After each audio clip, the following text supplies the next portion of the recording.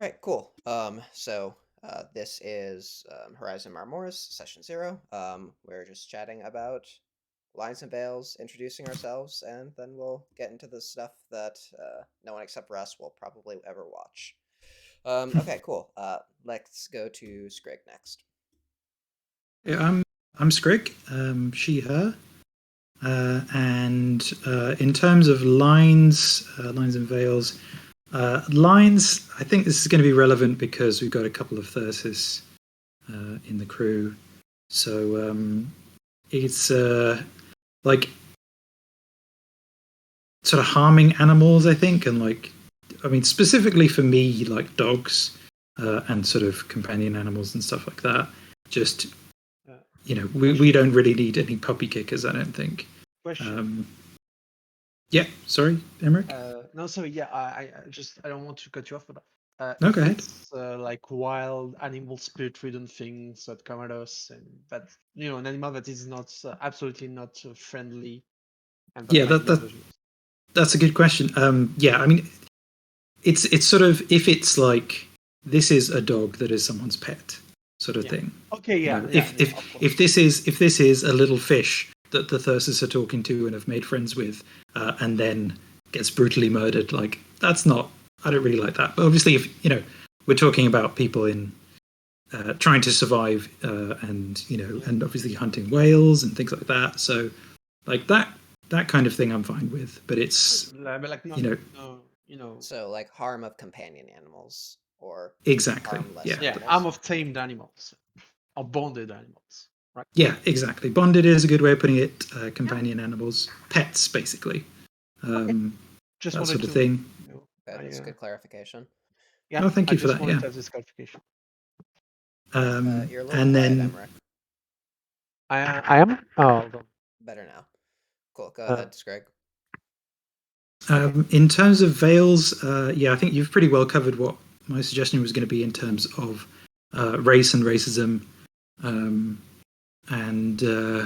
yeah, I don't think I've got any other veils. Yeah, no, that's it. Okay, cool. Thanks for that. And up to the top of the list is Emerick.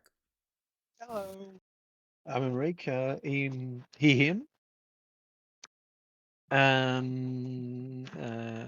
Should I introduce myself more or just go to the lines and as veils? As much as you care to. I've been playing Chronicle Darkness for a good while now, jamming a bit of it also. Didn't get the opportunity to play too much Mage as a player, but overall I'm very excited to play. As for lines and veils, I don't have many. As prefer veil on sexual content, like not describing any form of intercourse or something like that. Just and then you went to bed, and stuff happened. Let's move on. That's basically it. Okay, cool. Thanks for that. And last but not least is Henry. Hi, name's Henry, or System Navigator, he, they. I don't have too many lines of veils typically. It's more to me about the overall behavior of players as a rule of thumb. I do agree, though, about not having anything explicit in regards to sex or abuse of children and animals. Usually is like just not fun for people. I think that's it. That's perfectly fine. Okay. Let's cool. Go on.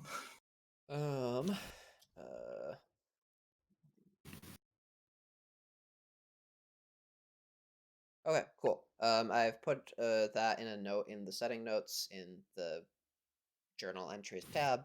Feel free to look it over. If I've gotten anything inaccurate, I think I can just make you all editors of it. Configure permissions, all players. There you go. Cool.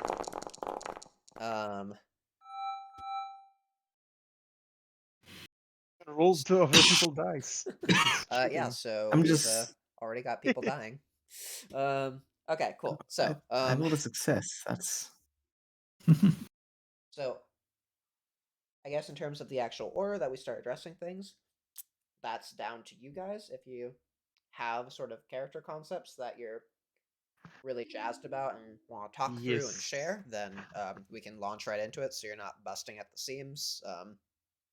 Or if you're not, we can talk about sort of more general topics. But I got a yes from Emerick, so we can start with you.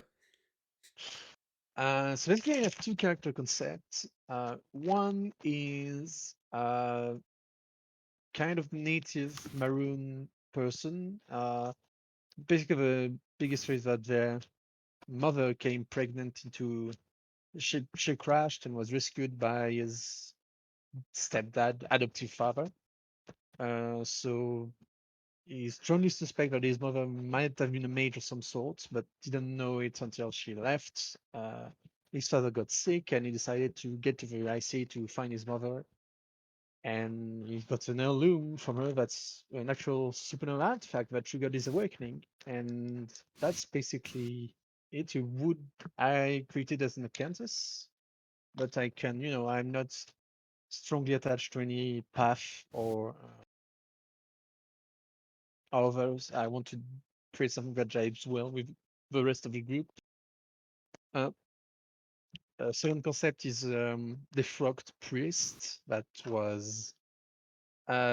lost his credibility, his job, his status in the Catholic Church, and took the IC to try to flee from all of it, and awakened during a storm when he nearly drowned, and now as a Moros and doesn't really know where to go in his life, and try to make sense of all that happened to him.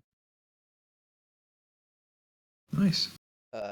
Any leanings one way or another so far? Of which one you prefer? Not really. No. Okay. I'm okay with both. That's fair. Well, you can just keep them in mind. If anyone has anyone else that they want to jump in with, that they're thinking of playing. Yeah.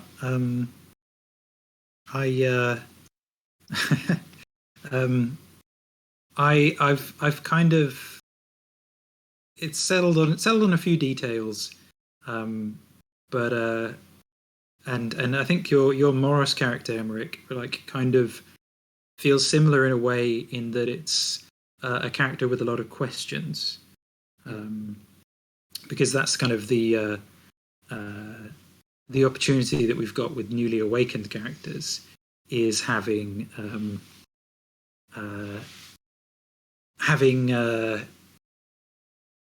sort of people who aren't fully established as mages and who are still kind of asking questions and are still an open question. And one thing I wanted to explore with the Thyrsus is the spirit side of things, not just in terms of, hey, I talk to spirits and da-da-da-da-da. It's this sort of there being this real kind of fuzziness of when does one thing start and where does one thing end, and the sort of permeable nature of all boundaries kind of thing, in a lot of different ways. And one thing I wanted to play with was this, notions of like taxonomy and here's one category, here's another category, and never the twain shall meet in terms of gender. So like starting with that. Sorry? I didn't hear the last sentence you said. Sorry. This notion of playing with like human ideas of taxonomy and like rigid definitions for stuff. Human idea. Yeah, sure. And how that, partly how that works with gender. So having a character who is kind of quite invested in at the time sort of a traditional idea of gender and quite staid idea of gender, being I'm kind of picturing like a British person, just where gender roles are quite rigid. British are the worst. Yeah, exactly. Turf Island. But having a character who is concerned with gender binary, but in a slightly different way, in that they're, like many people throughout history, they are ostensibly a cis woman or assigned female at birth, who is passing as a man in So in and around the setting in Nassau kind of thing. Mary Read style then. Yeah, exactly. And like those sorts of people where it's unclear to us from the present, well, were they a trans man or were they just a woman who was pretending to be a man, or how was that working? And them also not being sure of it. So starting out with this kind of certainty of I am a woman pretending to be a man, and then kind of awakening and going, well, what is the difference, and where is the real boundary, and what's going on there, and kind of becoming less certain as they discover more answers about how the world works, kind of thing. Okay. So that's cool. Like the crux of my character. Okay. So far British. Yep, British. The long Terrible. Yeah. Okay, cool. So transcending boundaries of all sorts is definitely a theme that could be front and center, especially in a setting like Devil in the Deep Blue Sea, which, full disclosure, we're using the Devil in the Deep Blue Sea Dark Era, but you may see sort of places and people that are detailed in that Dark Era show up, but they won't always be exactly as they're depicted. So, where was I going with this? Who knows? Anyway, thanks. Next is Henry. Oh. My idea is still evolving, but originally I wanted to explore just having a Thesis pirate mage and to explore stuff like being able to explore the deep sea with guilds and stuff, and how they may go ever deeper. Sorry? Yeah, that I would like to. Yes, exploring the deep sea. Yeah. Going ever deeper until they find something that they shouldn't find. That's typical mage stuff. Just I found Atlantis. Oh no. It's called the Abyss. It's called Bermuda Triangle. Like maybe we just give a Bermuda Triangle. Alternatively, though, well, actually, not alternatively. That's evolved though to the point where I was then like, I think at this point we're going for the half of our teams and half of our crew's going to be like we have to abolish gender. So pirates in general were very atypically progressive for the time.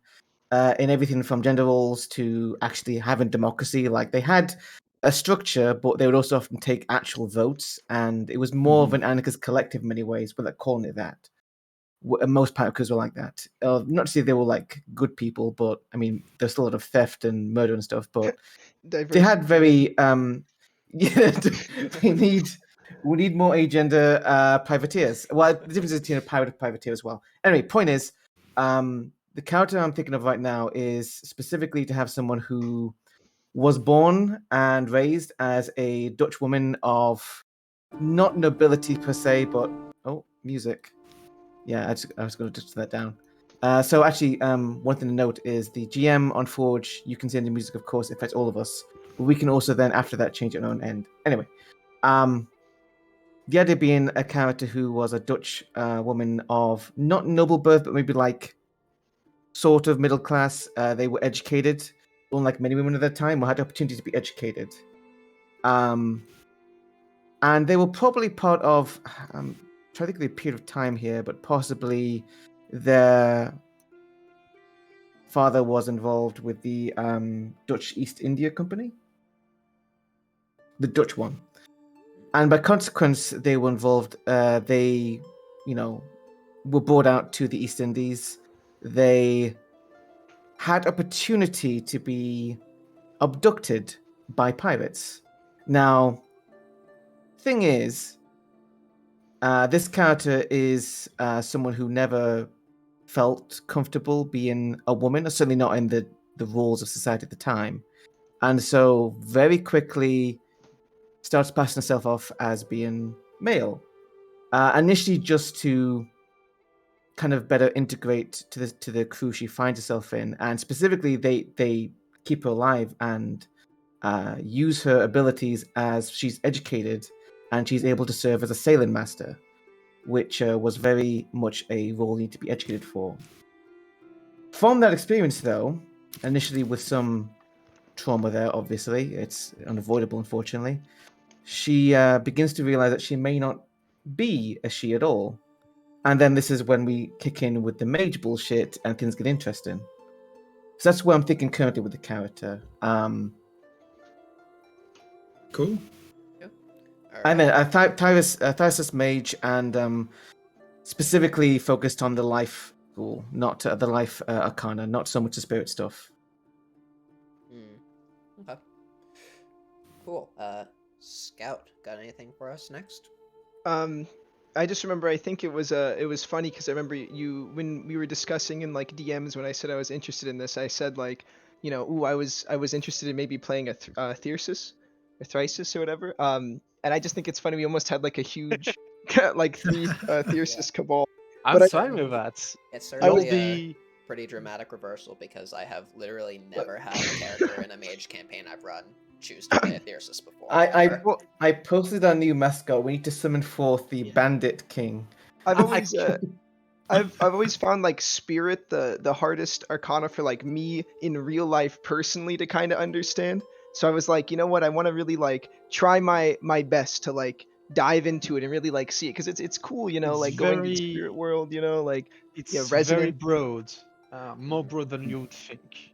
At first Yeah, so glance. so I decided I wanted to be like a Mastigos. This is the original character design, like a Mastigos that like explores the kind of some of maybe the Thyrsus or Thysis Arcana, but from that other perspective, um, relating to like the self, your relation to other things. Like where does the, on a pirate ship, obviously, it's like everyone needs to put in their stuff. You kind of become like the ship as a whole. So it's like, what is your relationship to the ship as a whole, right? Like it's just you out on an empty ocean. Otherwise, how do you change as as a result of the journeys, as a result of becoming something that has to be like bigger than yourself, or else like everybody sinks to the bottom of the ocean. So I was interested in maybe kind of exploring that sort of thing. Where does the line between like your own personal self and like your identity of like the ship as a whole kind of go. That's very cool. Yeah. Gotcha. For What's my also interesting about that is typically I do have experience with spirits from the werewolf side of things, but also mages obviously are different, and then spirits on the sea are not explored very often. Mhm. So- very friendly Yeah, to humanity. They're definitely a lot more sort of primal than Yeah. city spirits that I'm sure most people But who are both playing spirits, Chronicles of Darkness, either in Werewolf Well, or but- Forsaken or Mage the Awakening, would be used to. It's obvious Chronicle's going to end with us summoning the spirit of Bermuda Triangle. Oh, why stop at spirit? Maybe Pangeans. I also had some interest in the life and spirit arcana if I played Moros as a sort of alchemist. Yeah, Then maybe try to focus on the spiritual properties of it, or the panacea properties of it, but that's just up in the air. I don't want to.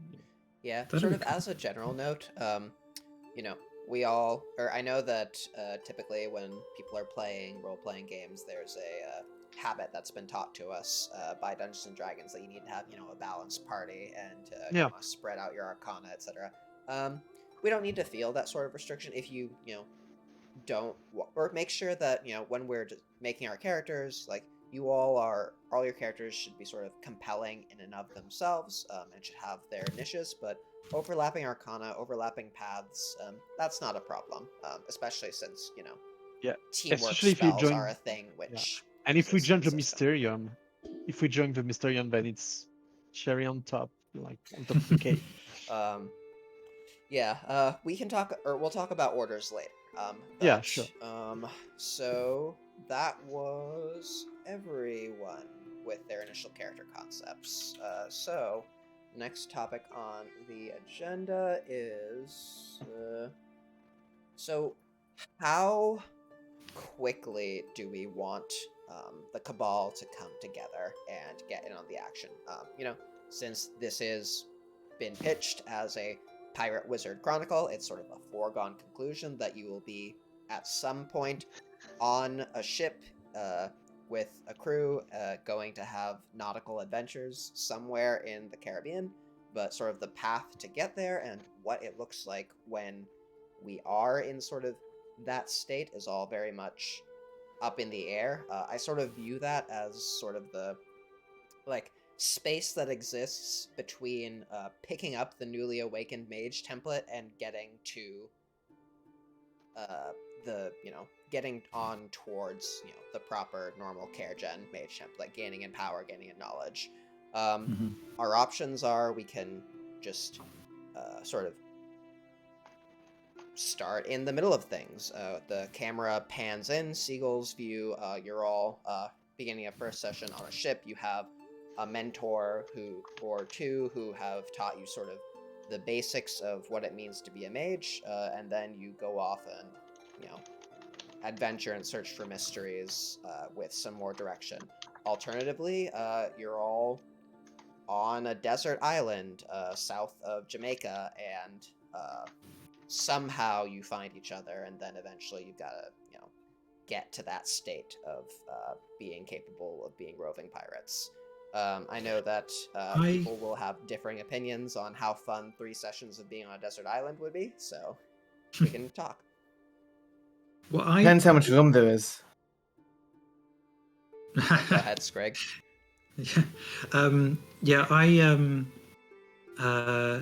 I really like the idea of having, at least a session of just having that sort of stumbling around as baby mages and sort of going like, whoa, my wizard eyes, holy shit, wait, you can see this too, and all that stuff. I can see the appeal of doing an in media res of establishing a few things about our characters and then finding out how they got there, maybe in flashbacks or something. But I'm kind of more drawn to having us sort of kind of being drawn together kind of organically by overlapping obsessions and mysteries and stuff, and a bit more sort of organically finding each other and finding the boat and naming the boat.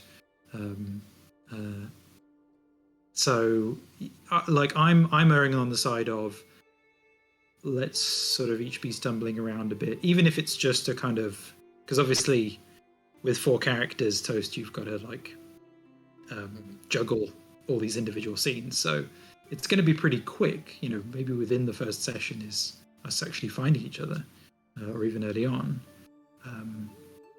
But I think just exploring that, first impressions of being a mage and meeting other mages and stuff, I think that's quite attractive to me. Okay, cool. What about thoughts from others? Yeah, I definitely like to start not knowing all of the kind of out of game or meta knowledge, having to even figure out what is a mage, or because obviously the characters don't have as great of a knowledge. Yeah. I would like to not play too much into I don't know what I'm doing, because I don't know that they might not know exactly what they are doing or what they are, but they do have the supernal, at least holding on first few spell, I think. From what I read from the newly awakened, they definitely know that they can do stuff. Because you can't be a mage accident, Yeah, so to sort of clarify about mechanics things, there are certain things which you sort of know in sort of virtue of the arcana, but there are also things that you don't know about merely in virtue of the arcana, but once you see it, you know how one might manipulate it or interface with it, like ghosts, for example.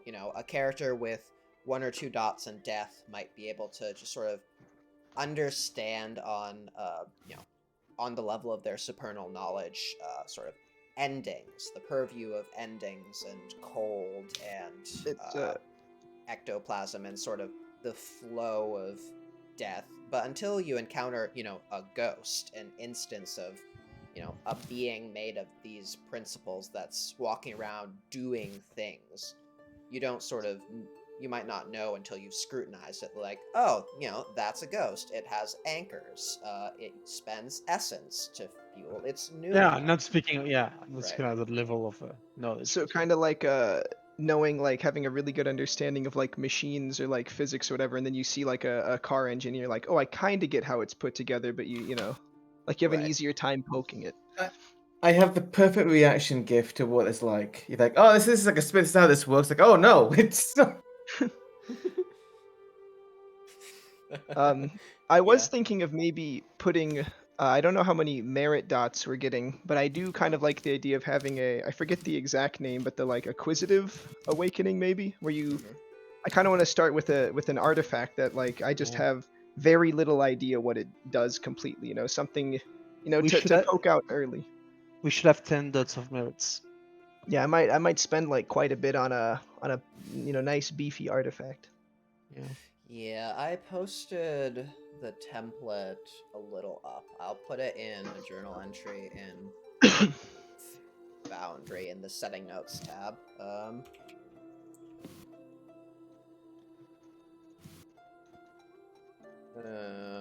Paste all that. Ugh, God. Need to quickly I go already over have the 5 willpower and I haven't even spent any dots yet. notepad. Paste copy. Why is the formatting all messed up? Anyway, so merits, it should be the same as so it's the base mortal template, and then it's the base mortal character, and then you apply the newly awakened mage template on top of it, so it'll still be 10 dots of merits. And unlike the core rules, you cannot trade merit dots for additional starting gnosis. Okay.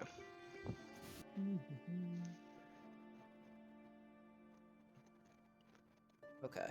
How do I clear formatting? There we go. Okay, cool. Save, configure permissions, everyone can see it. Cool. So that should be there now. We probably, given the amount of time that we have, will get to actually creating the characters. Maybe we won't finish them, but with the Christmas holiday coming up, I think we're probably going to need to expect to, move the next session backwards or forwards. What was I saying? Cool. So a session or two of sort of getting together and figuring it out. Figuring it out need not imply stumbling based on sort of the character in question, but it does entail encountering novel to the character's phenomena and trying to figure it out.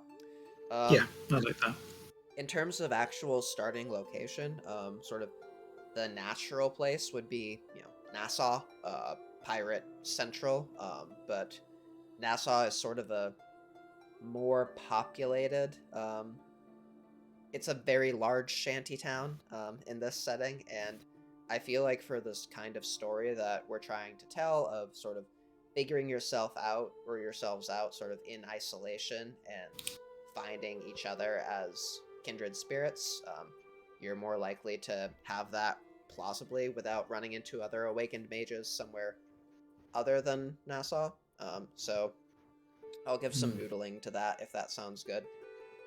Yeah, I mean, I like, with some of the themes that are coming through with the characters of, boundaries and whatnot. I feel like a sort of smaller kind of trading post sort of thing makes a bit more sense and sort of makes sense that there wouldn't be a large mage presence already established there, and all these people of disparate backgrounds happening to be in the same place. That would make a bit more sense. And then, I mean, we're going to head to Nassau at some point. Very possibly. Okay, cool. Which brings me to my next question about sort of people's preferences in terms of, I don't know, the style of hub of the game. Like, every game typically has a hub where you go to with your, looting for downtime. In one case it might be, your standard city. You come back to Nassau or Kingston or wherever in between between your quests, and you start building up a base there, a sanctum, start building relations with a stable cast of local NPCs who live there or are there frequently. The alternative is that that's not the case, and you don't have sort of a terrestrial place to which you are tied and come back to, and that place is maybe the ship that roves around, sort of not having a home port, so to speak. In which case, sort of the cast of characters is the crew of the ship, and it becomes a much sort of tighter, more intimate circle of PCs and NPCs, social worlds, aside from occasional stops in port. Any preferences between those two sorts of styles, just off your guts? Certainly the latter. I think it makes a lot more sense to be taking advantage of having a mobile home. And I think that works a lot better. Yeah. I assume we'll have like a fair amount of like time skips throughout this, so we can always like visit trading posts and see how they go. But I think the ship should remain like the home, the hub base. Mm-hmm. I'm fine with cool. that. Don't have any strong preference. No. Want some ship names? The Pearl Prize. Ooh. Okay, Could cool. be good. So I'll just keep that in mind, which means I need to put a lot more, or I need to put more work comparatively into interesting shipboard NPCs and less work into terrestrial NPCs, which is totally fine. Okay. For your characters, we're not starting sort of immediately after the awakening for all of you. You're not still flush with pneuma, with your eyes still with mage sight you can't turn off. But your awakenings are still very, very fresh in your minds because they pretty much just happened. So give some thought to what your awakenings were like. You don't have to, have them fully written out in the style of a short story yet, but sort of big notes, important themes, allegories that were predominant. Those are all good things to think about because they sort of inform how your character very immediately approaches the things that they see. One Mastigos awakening to pandemonium with themes of whatever might have a very different experience encountering the same mystery than one who had a very different awakening. I have to read up again about the Shaman Awakenings, but I think the most logical one for my character would be something involving a mermaid or merfolk. Maybe something slightly analogous to a siren call. I've met authors who use subtext, and they're all cowards. So yeah, I completely agree. Yes. Gotham Bengi. I've met all of these subtexts, and they're all cowards. I think for my awakening, I think I'm gonna go with Moros. For whatever character concept I end up, if I end up with more of a native that was born here, or the frog priest. But I think the awakening would be a bit like the Neolithic one, where they would have been dragged under the sea, either by creatures or by force of nature, and end up in basically a mishmash of all the lost ruins of humanity under the sand, and then more. And basically, city of the dead at the bottom of the sea, where all the splendor of ages past rest. And they would probably have been, those kind of motives that. Nice. I'm kind of picturing,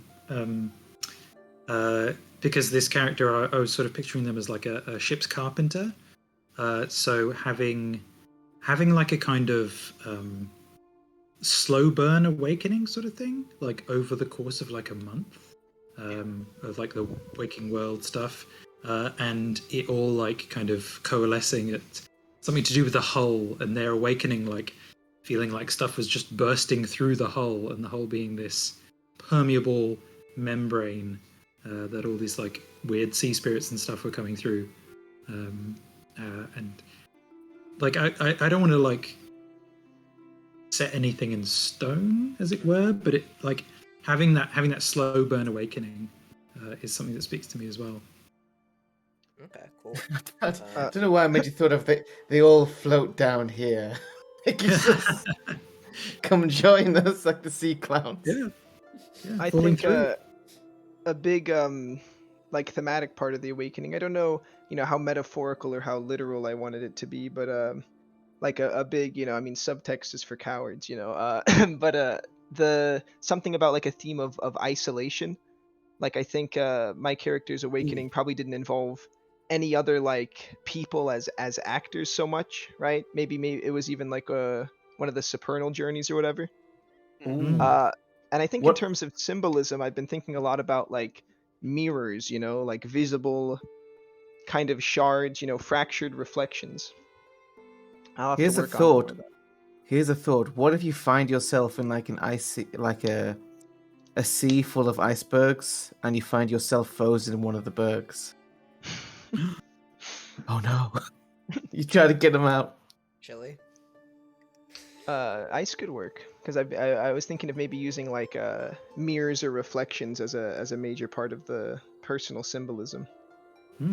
That's really good with like a calm sea as well. Oh And yeah. the sort of the sky reflected, and if anyone's going to see themselves like reflected massively in the sea and also the sky, it's going to be a Mastigos of just hey, it's me, I'm everything. This sort of solipsistic reflection thing.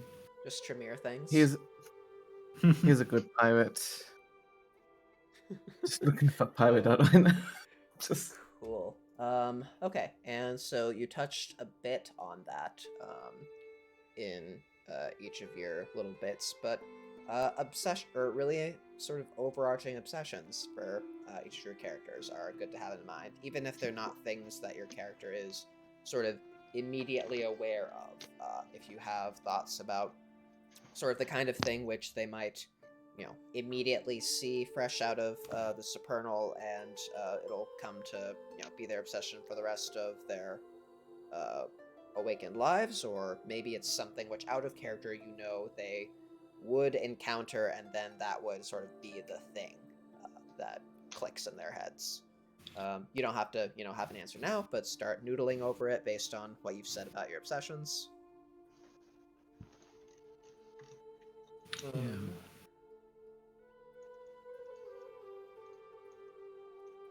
I mean, in terms of having something that allows us to sort of come together and have that bit more of a cohesive, because the thing with Cabals is, like I like the idea of us coming together because we all have, an overlap in our obsessions. It's not necessarily that they're all the same thing, but there's like, there's enough common ground that we can all get together and be like, yeah, we're all interested in these things. Let's kind of go and find them and make them happen.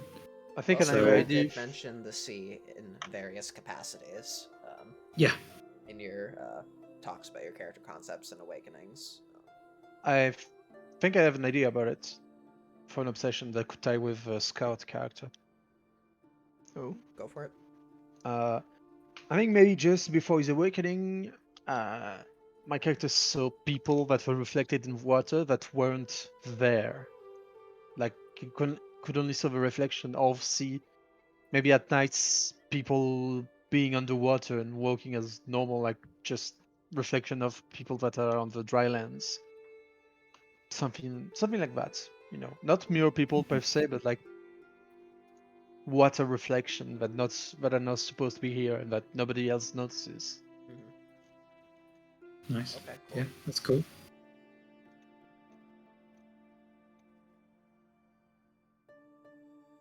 Okay. Okay. For the rest of you, if anyone else has any ideas, either shout out later or chat in the Discord text about it. So, as far as the actual theme of the Cabal, it's something you guys mentioned. You had talked earlier, both today and in the chat, about wanting to sort of eventually go towards a more cohesive sort of Cabal theme. That doesn't happen by accident typically.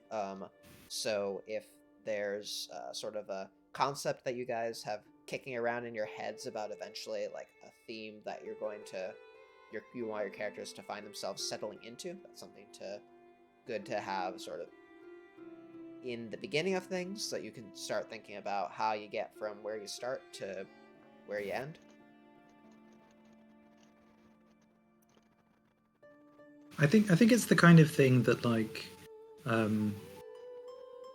think seeing where our noses lead us in the first session and having a sort of organic I think so too. approach to it, because we've seems like we've all got a pretty good seed for like the kind of symbolism, the kind of weirdness that we're interested in, and there's like some threads there, I think. Like you say, Toast, there's all things to do with the sea. There's some stuff going on with boundaries and the self and reflection and change, and that sort of thing. So I think there is like plenty There's of overlap basis. there. Yeah. But if like in the first session it's sort of as a kind of structure of we find each other by following our own particular interests, and then that happens to coalesce around a mystery, then that how we deal with that mystery, how we interpret that mystery, kind of informing what then becomes the Cabal theme. Yeah. Having that we all met kind of thing, chasing the mystery of the Shrike or whatever, and that kind of then being the beginning of the story, and being kind of, this is our emblem, this is our our symbol, this is the mystery, and we are going to then chase things that are in the same vein, that are kind of under the same umbrella, Our Cabal's because pilot we know episode. Yeah, exactly. What was that, Scott? I said our Cabal's pilot episode. Right. Yeah.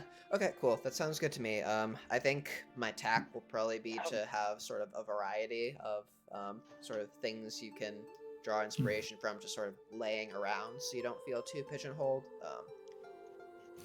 Before you run into the super specialized Cabals later in the game. It's like, oh, we all themed ourselves after parts of the ocean, and then the crab themed Cabal all Crab left their people noses Cabal. in Yes. superiority. Every path becomes crab eventually. All right, cool. That sounds good. We talked about Cabal theme. We talked about coming together. We talked about obsessions. So it sounds like a lot of people expressed interest in the spirit world. So as far as aspects of the world, not just other worlds, other worlds like the Shadow and the Underworld, but aspects of the world that the group finds themselves most interested in, just sort of keep track of that as you start to play, even if you don't have ideas at the beginning, so that I can sort of focus on making those kinds of things have ample opportunities for exploration.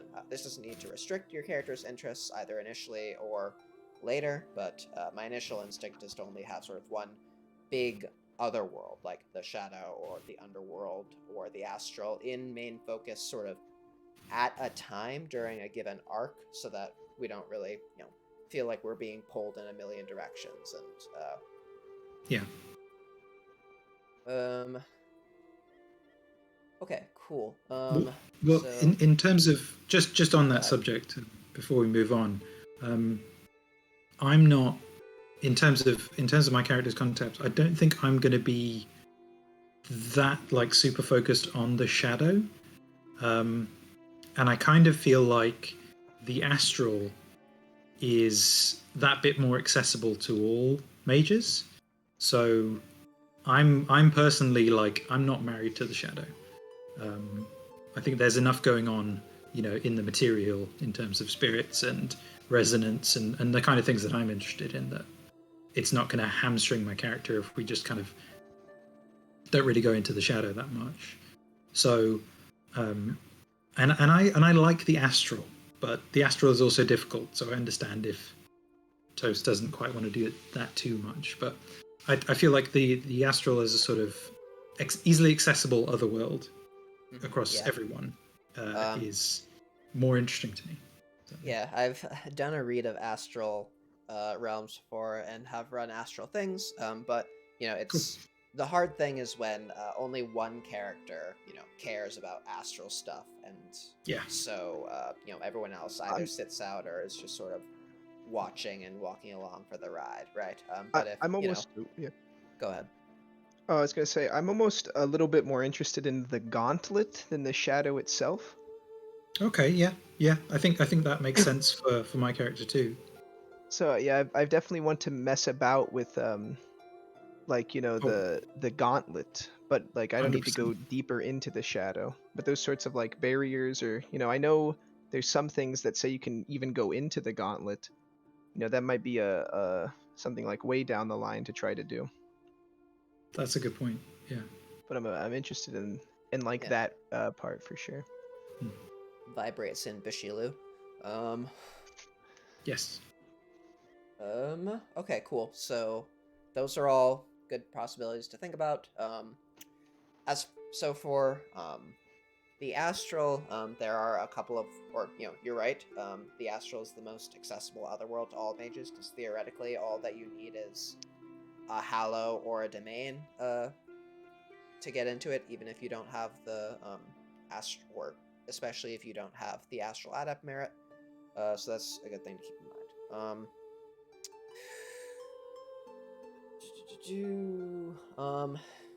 So I think either Scout or Emerick, you mentioned an acquisitive awakening.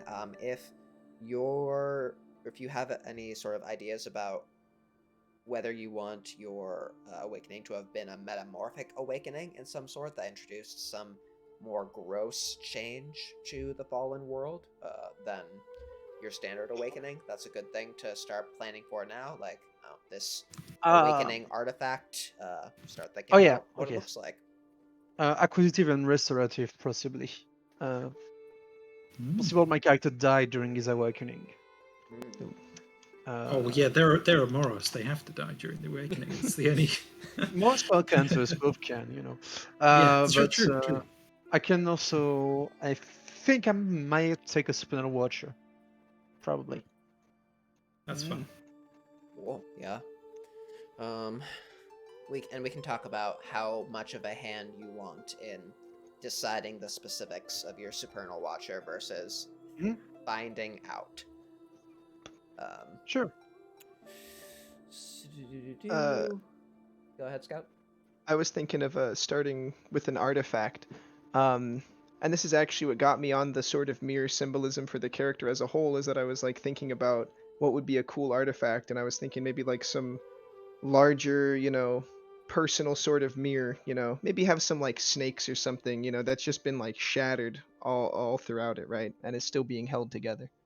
Made of iron, of course, because got to get the Mastigos stuff into it. But I'm not entirely sure. I've thrown around a few ideas what I want it to do, but I don't know. I haven't settled on anything yet.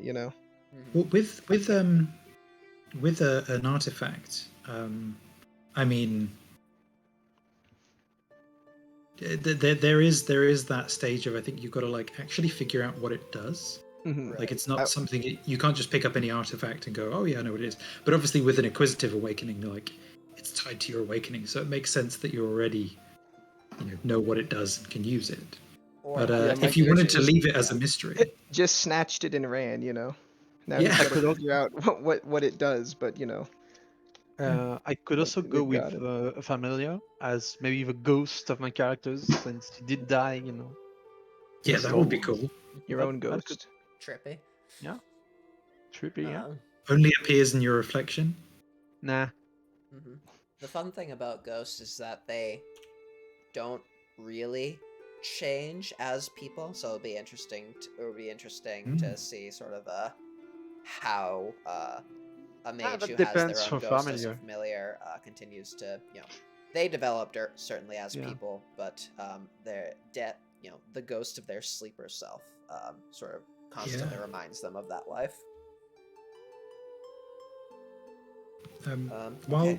while we're on the topic of merits and kind of sleeper life and stuff, I am quite excited by the idea of having a mentor that is a sleeper and was their mentor in sleeper life, and who they've Oh, kind of kept, because it's like you have this person who is senior to you and you look up to, and kind of who is your mentor, but also they don't know shit about magic or yeah. anything, and But they have Yeah. money, the most powerful arcanum.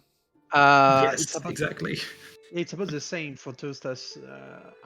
One of the character I sent you was had all of his occult training done by an Obea woman, Mm, and yeah, I like to have sleeper relationships. I like that in Mage. yeah, Right. but like specifically having someone who is like, this is a more learned person than me, a more powerful person than me, but now I'm a wizard, and how do I, where do we stand now? It's weird that I can't show you this, and blah, blah, blah, blah. So I wanted them to be like a kind of senior shipwright or something that was that they were apprenticed to, and who Yeah. they still like want to learn from, but also for different reasons now, and kind of that whole kind of friction of it. Yeah, and that interacts interestingly with sort of shipboard life, because unless Mhm. they're a part, or either they're part of the crew, or you communicate primarily when you're either in port or through letters. So it makes for a pretty different mentor interaction than the standard game. Yeah. Epistolary is the word that I learned when reading Jane Austen in high school. Ah, Cool. By the Yeah. way, if anyone else wants a token like that, I can make them.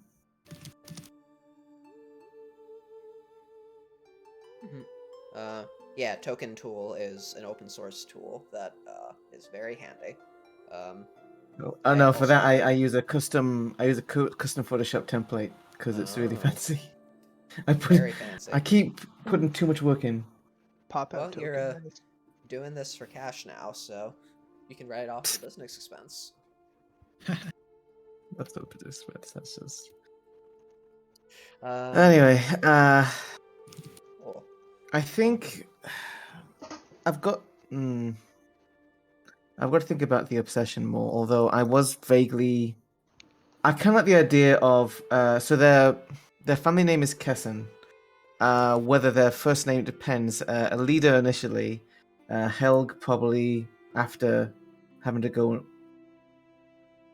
Yeah, that'd be their new name. However, then there's a shadow name to consider, and then there's also obsession. So I was thinking perhaps for Kesson that they would be,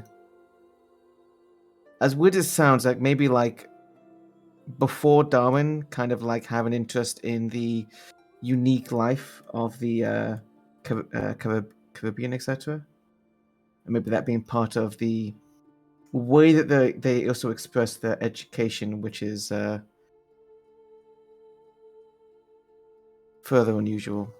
Okay. I kind of imagine them having been like very almost like Belle from Lady and the Beast kind of thing, whereby like back in the Netherlands, the Republic, they were very much like spent way too long in libraries. This is just a stereotype of mage. Like, yes, I read a lot of books.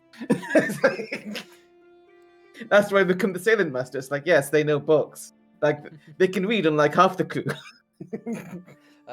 Most even. Fine. And maybe even swim. So, cool. Hands up, how many of us can read? How many of our characters can read? Oh my god, what if you couldn't read and then you awaken and suddenly you can read like high speech? Like, what is this? Words. Oh my god. I Well, thought they were just squiggles. Well, these kind of art, like anyone is not awake. yeah. That is an interesting question about how literacy interacts with the ability to Be a recognize mage. high speech. It Because doesn't. You can read high speech in whatever okay, form it's written. cool. So this is a good time for us to take a quick 5-minute break. So I'm gonna E- bring up break time. And I will see you all in 5 minutes, at which point we will talk about checks notes, orders, and politics, and how much we want any of that to be present in the game. Cool. So, back in a bit. Okay.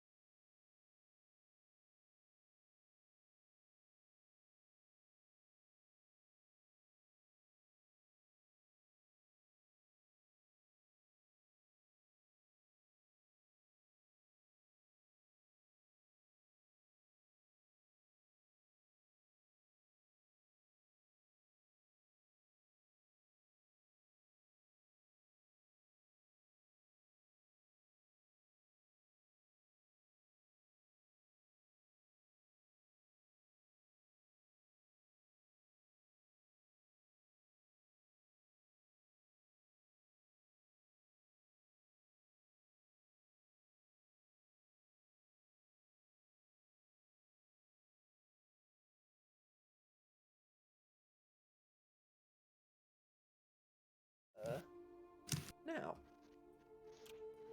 So we've all agreed we're going to whisper dark secrets to the captain's bird, and the bird will then whisper to the pirate, Captain, where to go. Leave my bird alone. There have Working been from the shadows. less reliable methods of transatlantic navigation. Okay, cool. So, politics, everyone's favorite topic. So when I was initially thinking of this game, I was imagining it as a nameless game, at least to start with. In Devil in the Deep Blue Sea, The Dark Era, and Dark Eras 2, for those who haven't read it. The political situation as far as Mage Society goes is that there is a major nameless order that has a lot of sway in the Caribbean in the setting as presented in the book, which we don't have to hew to perfectly, called the Company of the Codex, that, pillages and plunders mysteries and mana instead of, or in addition to, material gold, in a very rapacious and sort of ruthless manner. They also, for various reasons, are in conflict with the European Diamond Orders, or American/European-based Diamond Orders, who don't like them. And the Silver Ladder has allied with the Seers of the Throne to oppose them. So there's this sort of background of warfare between this big nameless order and the old world Diamond Orders. How much do we care to have either of those have a major presence in the game? We could I have do. this sort of story where eventually your characters find and then join one faction or the other, and then gradually get brought into these sort of greater and wider scale conflicts, or we could have the kind of story where your characters forego that sort of interaction with these wider mage societies and form their own nameless order, or something. Here's my proposition. I like the idea of like that being part of the story, but also, what if, because we're pirates, what if we literally like form like one of the precursor seedlings of the I forgot what it's even called now. Council. My brain. No. Of the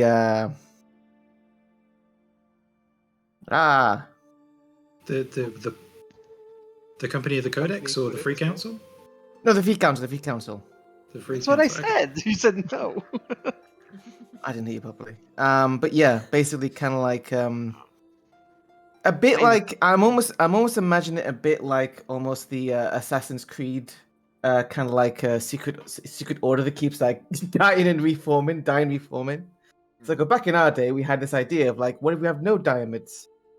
That's basically what the Company of a Codex is, though. Yeah, I know. I'm definitely getting Templar vibes from them. Yeah. Pillaging sites. I would like character to get embroidered, at least for my character, to get embroidered in an order, and maybe join one and get involved in the broader mage society. That's something I would like to. I'd agree there. I think it makes sense for us to kind of have a cabal.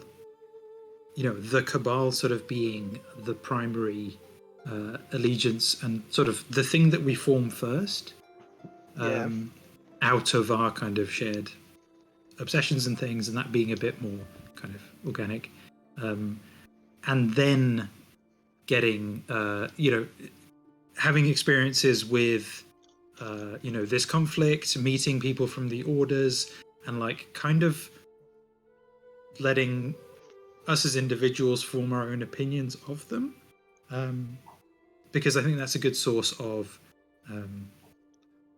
we're starting from a point of agreement in terms of the Cabal theme, and in terms of what we're all interested in, and I like the idea of that being a point of cohesion among us. So having the wider question of like which order speaks to you, because all of the orders are about this is what Mage Society should look like. You've got in that era, you've got obviously the conflict over that. There are authoritarians, people who are so invested in authority that they'll ally with the seers of the throne. You've got the company of the Codex who are very interested in autonomy by any means. So I think it makes sense to have that conflict in the background and for us to kind of intersect with it a bit. And yeah, like for each character to be able to go, I met this Mysterium guy and he seems chill and I like what their stuff sounds like. Maybe that will cause a little bit of friction with the rest of the Cabal, but the Cabal kind of still comes first and you're still part of the Cabal sort of thing. So I think it makes sense rather than us all kind of going, let's pick a side in this war. Or I think I would like for it to be more of a kind of colouring the differing political views of the characters. Yeah, that makes sense. So from the setting as is written, I like it a lot in terms of sort of the background of the conflict, and so I think I would run it mostly as presented, which entails that mostly for affiliated non-codex or non-company nameless mages, it's mostly going to be ladder pyramid mages and company mages in the Caribbean, with a few scattered mages who are affiliated with other factions, and possibly incognito as a result of that.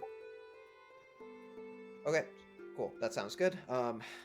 I guess in terms of how important, so we've talked about how it's important for some of your characters to eventually find a group greater than themselves that they find themselves in allegiance with, want to sort of throw their lot in with. How much do we want that sort of how much of the story do we want to be about big interfaction conflicts? I know, Scrig, you mentioned it's nice to have that sort of detail as background coloring. Do we want it mostly to be sort of really it's just a background detail that you hear about occasionally and sometimes a favor might be called in, or do we want to get gradually more embroiled into this sort of conflict? Because the second thing was going to be my recommendation. Yeah, I'm getting more gradually embroiled in it would be because eventually the ladder and the seers kind of do the big push. Obviously the company of the Codex isn't around like modern times as much, so I think it'd be interesting to kind of have this be like a conflict that at first is merely like differences in opinions, but then it starts to like actually heat up later on, like a slow burn. Yeah, I like that, having that arc of it in terms of it becoming more of a pressing issue. Like even if they are currently in open war, it's sort of it's not so much of a problem for us. We can just kind of ignore it, and then that ramping up of it becoming more of a problem we can't ignore. That does sound more interesting to me, rather than it just dominating things from the start. Maybe I could live with that. Maybe mage allies we've made in the past, they come under trouble or something, and then we have, we get pulled into it whether we want it or not. Embroil is a good word for it. Yeah. Okay, cool. Noted. Alright, so we've talked about other mages, about other supernaturals for this setting. This is a Mage the Awakening Chronicle, and as far as the other splats are concerned, the Mage the Awakening is the only game line that I envision sort of existing as presented in the books in this chronicle. There may exist, a werewolf out in the world, but rather than, a member of the Forsaken who's a Cahalith of Thunderclaw's clan or whatever, this werewolf is, a being that was cursed by a witch with intense anger as a result of them breaking a promise, and so they have horrible shape-changing abilities, and they're mechanically a dread horror rather than, a werewolf the Forsaken. I'm not anticipating other supernaturals, other supernatural game lines with all their societies and baggage and cosmology to have really a sort of place in this setting. If they do come up, they will be isolated mysteries that the characters, that the characters encounter. I like that. Yeah, that sounds Which- good. Yeah, which means that if Henry wants another Buff Wolf BF, he'll have to do a lot more searching to find one. Wow. No. I wasn't aware of that. This time it's going to be adopted by a changeling harem of undersea creatures. If Yeah, anyway. I don't mind having like weird things or horror that's oh, this looks as a werewolf, but it's not really one. But I also don't mind having other spirituality in the far background, you know. I don't mind having both option. Both kind of thing at the same time, you know. I'm not sure if I'm clear. In terms of God. having other supernatural societies of things, but in the far background. Yeah, they exist. They're there, and Okay. there's also those things that look back then, but they're not them at all. I actually, whilst my character is going to be transmask, I've not thought yet like if they might be ace, and if they're ace, like I kind of like just like the funny idea of like they are like at one point like captured by literal change in sound. It's like I'm not interested. Sorry, it's not you. It's just not my thing. Just not into it. Yeah, it's not. Yeah. Ace okay. resistance. Yeah. Right. Ultimate superpower. I wouldn't mind spirit adjacent stuff that's not just spirits. Yeah, sure. I mean, like, you might, going into the shadow, find some, like, a creature trundling around that's not made of essence, eating spirits or dealing with them or talking with them. Maybe it's even wolf-shaped.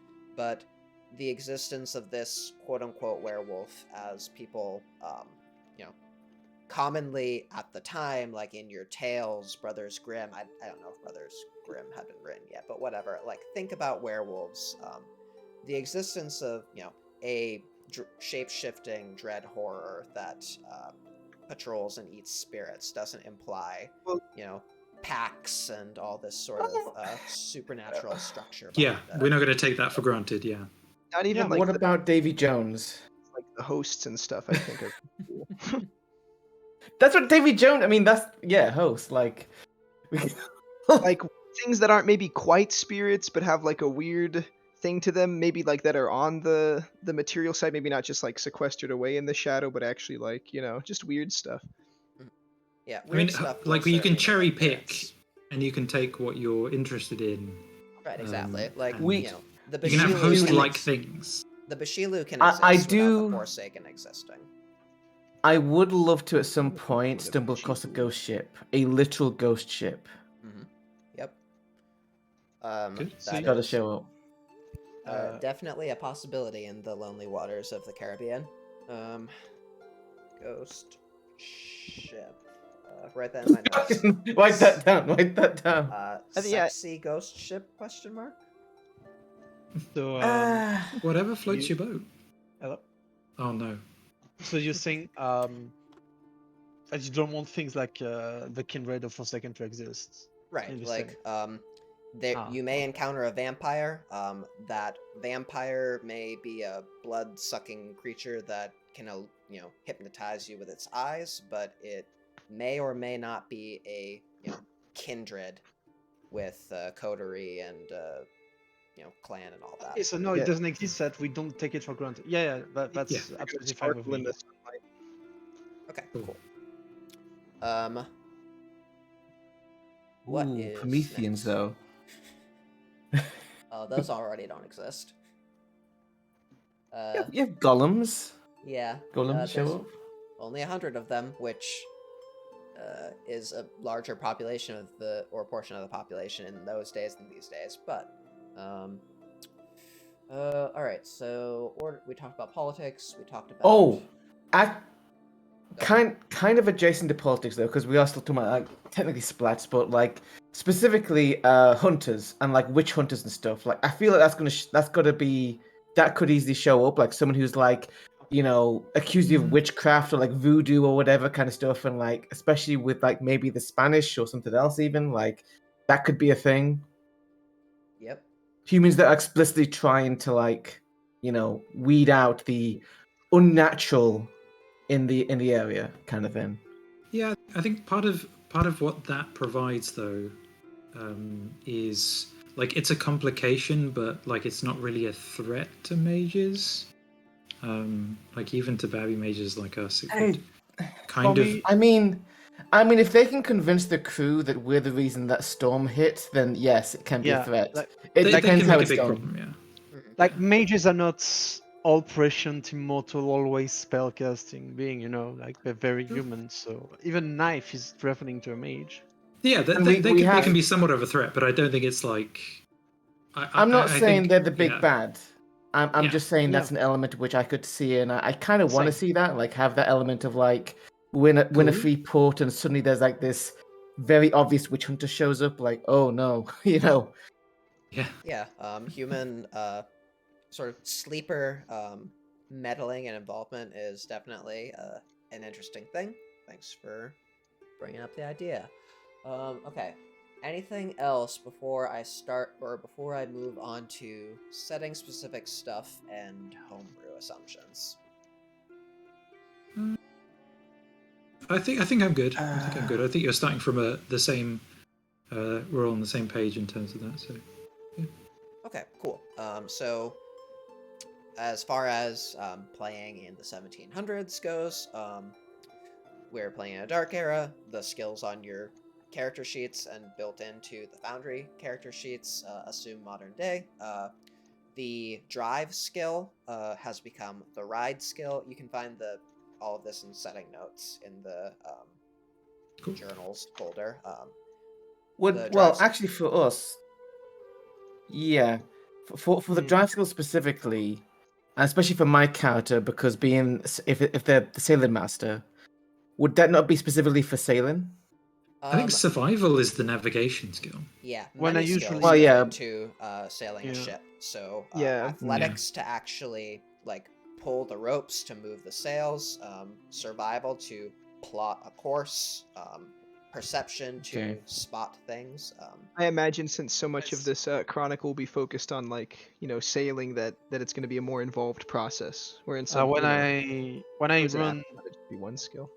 oh sorry, when I Oh, no, run I'm dark done. era games, I usually leave the drive skill as it is because it covers all form like rowboats can be drive, and riding horse is also drive, and carriage and that sort of thing. My main question is, are you going to change computer to Enigma? Because I found Yep, Enigma utterly that's worthless as okay. well. I don't know what else the Like computer skill would do, but I just do with it entirely. I just zap it. mhm. There's no computer, no Enigma, because Enigma is just something that should be a specialty in academics or science, in my opinion, or investigation. But Yeah, that's a yeah, fair well, Yeah, thing. it's Hmm. Do-do. or even like politics. It talks about conspiracies or bureaucracies and social networks, but Yeah. looks like it might fall under politics. I'd be It confused. absolutely fall under politics. Yeah, it's something which I will think about. But as far as what you need to know for assigning your skill dots, drive is ride and computer is enigmas. If we decide that we don't want to use the enigmas skill, then if you put any dots into that, then we can redistribute them. Sure. For equipment, you'll find archaic weapons in both core and hurt locker. I think you'll find ones that are appropriate to the era, even if maybe you'll find ones appropriate to the vague era. I'm not particularly concerned if this model of musket wasn't invented until 1792, so they couldn't have appeared, etc., etc. we can be a little fluid with that. Yeah. And I've got a document, which I will give you all permission to edit in case you come across anything called House Rules Reference. This is a list of things that, based on my experience in past games, I would like to or commonly change. And if you have suggestions for cool homebrew that might be good in here, or homebrew spells you encounter elsewhere, feel free to shoot them our way in the channel. Going from the top of what I already have, I'm inclined to change the exceptional success rules for spellcasting a bit. On exceptional success, if you impose a condition on someone else with the understanding that they're likely to resolve it, you also gain a beat/arcane beat. Currently, red is raw. If you get an exceptional success and you impose a condition on yourself, then you get an extra beat off of it, but not for others. This makes it so that you are slightly less disincentivized to impose conditions on other people versus just taking one for yourself in certain circumstances. What's your view on, like, in terms of exceptional successes and the successes that you gain? The conditions that you gain. Would that be something that you, as the storyteller, would designate? It'd be a or how do you usually conversation. deal with that? Okay. I mean, if a player has an idea for the sort of condition that they might want to take, I'll ask them if they have something in mind. But if you don't have something in mind, then I'll just pick something for you that'll usually be sort of a bonus to a certain action, or I'll just give you a beat if I really can't think of anything and you don't feel strongly about it. Cool. That sounds good. And for the other exceptional success option for spellcasting rolls, there is one to bypass withstand. My thinking is that instead of completely bypassing withstand, perhaps it lowers withstand by the caster's dots in the spell's highest arcanum, so that, this is to avoid things such as encountering a rank 5 spirit and just spamming potency 1 spells at it until eventually you break through.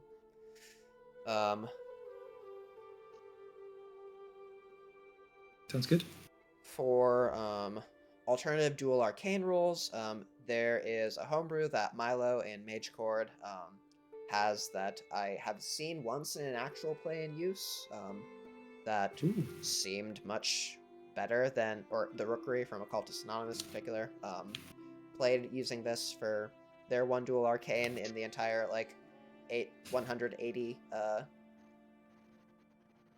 or 180 episode chronicle, and it seemed to be a lot more dynamic than using the base dual arcane rules. This is based off of sort of the chase rules, essentially, where you're trying to reach target successes, and advantage shifts back and forth, etc. This next one is a possibility, possible alternate sanctum rules. This is a homebrew I've looked at before that gives some more widgets to the sanctum merit, which you could select certain advantages to add them to the merit, sort of similar to how the hollow merit in Changeling. Yeah, I've seen these. This is Morgana's, isn't it? Yeah.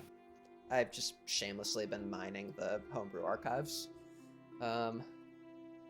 So take a look at that. If it looks appealing to you guys, we can use it. Cool. And for Focus Mage Sight, my issue with Scrutiny and Focus Mage Sight, and one that I feel like everyone's run into, is that it often just feels like a slugfest of rolling the same dice pool over and over again. So my thought is that Scrutiny feel more like a long-term project that you're returning to over time and gradually sort of pull more information out of. So only one Scrutiny roll at max may be made for a given mystery per chapter in this variation, but I'm going to be more forthcoming with information as you if I may, as you make your way through the opacity. Sure, go ahead. I think like this is for big mystery. I think that's fine, but for little mystery, I think that's might be very restrictive, as we encounter slight little mystery that we won't be able to uncover in one session due to poor rules or just bad lucks or just anything, and that we won't never come back to. Like I think Things like a nimbus you're trying to figure out, or yeah, something Yeah. like that, or just a new creature that you never saw and that you probably won't see ever after. Why not use the locked? What is this called? yeah, I was gonna say Locked also like opacity. Yep. locked from Yeah. Yeah, signs. Yep. I mean that also will be used. I think in tandem, yeah, you can get some. linked or locked opacity. I think Yep. So That might the make difference sense, yeah. between them is that locked opacity entails that you cannot make progress in scrutinizing a mystery until you've solved some other mystery that you may or may not know the nature of. And linked opacity, I think, is that a big mystery actually consists in many littler mysteries, and solving or fully scrutinizing those little mysteries reduces the opacity of the big mystery, which, because of the sort of factorial nature of no, it's not factorial because it's additive, not multiplicative. The sort of exponential growth of success as required makes it more manageable. Those are both tools that I have used before and intend to use, but my goal, or you're right, your point is well taken, that littler mysteries like a particular nimbus should be easily figure outable.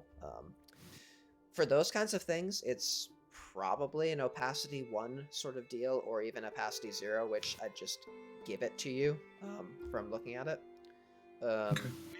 But if we find that, yeah, I'll keep this in mind. Maybe because we only make this 1 scrutiny roll per week for opacity 3 or higher, or something like that. I don't know. I'll be honest. Like, if I'm not allowed to just try, even if I fail, I don't care. Like, if the opacity is too high, and I don't mind failing and just launching a couple rolls and like taking 1 or 2 minutes doing that. But yeah, if there's a hard limit on how much I can focus, I can use scrutiny, then I probably won't be as interested in mysteries as unraveling it. I would like some sort of a limiter though, because I think it can really slow down when it's just rolling like a Yeah, lot. that's why like Mysteries are like Yes. easy enough. Yeah, linked and locked locked. opacity, is a good solution to that in my experience. Yeah, it sounds like there's a happy middle ground you can find there. Yeah. Yeah. I wouldn't mind some like time stopped ones though as well, where like there's you might have to wait. Okay, cool. I will take that into account, and we'll figure out how it looks. Any other sort of mechanics that you don't like in the base rules, or cool homebrew things you come upon or come up with, especially legacy stuff? Your characters will probably eventually join legacies or create legacies eventually. That's good stuff to start thinking about and, I don't know, saving off in a Google Doc of yours, or bookmarking, or whatever. Or that is assuming you're the kind of degenerate who spends too much time on Discord reading through other people's Mage homebrews, like me. I have for a long time, yeah. Well, it's not. So Go ahead. how are we handling ships exactly? You mean the mechanics of sailing a ship, Well- or the ship economy? Well, primarily the because I'm just looking through the Dark Era section, and are we going to set it up like as a crew from Geist for the actual like the people on the ship? We can. I'm not super familiar with Geist. I've only read, or with most of Geist, I've only read bits of the Underworld section. but I understand that it does give mechanics for, cults or groups of people working together. I think I'd like to see how the sort of how it takes shape, and whether we end up just sort of signing up with another crew or whether we sort of get our own ship together. It sounds like it's leaning towards the latter, but I think having a bit more of an idea of where we end up. I've completely lost the thread of that sentence. Having sort of seeing how we get to the ship and get to owning the ship, I think will inform us a bit more in terms of what that's going to look like. Because it might be that we are just we've just all like signed on to this one pirate ship or whatever, and maybe one of us is the captain, but the rest of us are just working there, or maybe it's that we all collectively start a pirate cult and have a bunch of sleepers or sleepwalkers with us, and that can be more of a culty shape. I think seeing how we get there would be the way to go before we start thinking about what exactly it's going to look like. Yeah. And the difference in all of those that it makes for the mechanics is sort of how cohesive the people on the ship act, right? Like if you're just, I don't know, if you want to get from Nassau to Cuba and you just purchase passage on a ship, the functioning of the and you're never going to see them again after you get off. The functioning of the crew doesn't matter all that much. They're a plot device essentially, but it sounds like you probably don't want that to be the case based on what we've heard. You want, the ship to be your hub, and therefore the people and the crew on the ship to be sort of a group of sort of richly felt NPCs that work together. And in that case, having something to sort of mechanically represent the ship's crew, including yourselves, as a collective would be a good use of the crew mechanics, even if they're all sleepers and you don't start inducting them into the higher mysteries or doing weird culty things. Yeah, I mean, having the captain be an NPC sleeper that has no bloody idea what we're about, but is sort of slowly realizing that these 4 weirdos on their ship are more than they seem. Mechanically, but it's a cool dynamic. Yeah, mechanically, what the crew rules give you, based on the little I know about it from skimming through, is that basically it gives the crew with a K as a whole aspirations and a virtue and vice and sort of dice pools essentially. So your crew, you might have overall a jolly but vengeful crew, virtue and vice crew with the aspiration of raid a plantation in Jamaica. I was joking before, but I've been reading through stuff and I saw that one of the NPCs has obsessions. Understand the disease spirits of the Caribbean, find and appease the bird entity. I think we need a bird entity to appease. It has to be the captain's pirate. The pirate. Yeah, I do have plans for Crimson Gull. Oh, no. I think that actually, if you guys wanted to go with sort of starting off in media res, so to speak, Crimson Gull would have been your mentor. That would be cool, yeah. Could be. I woke up with boils. Where'd these come from? Okay, cool. Let me note that down. Brew mechanics.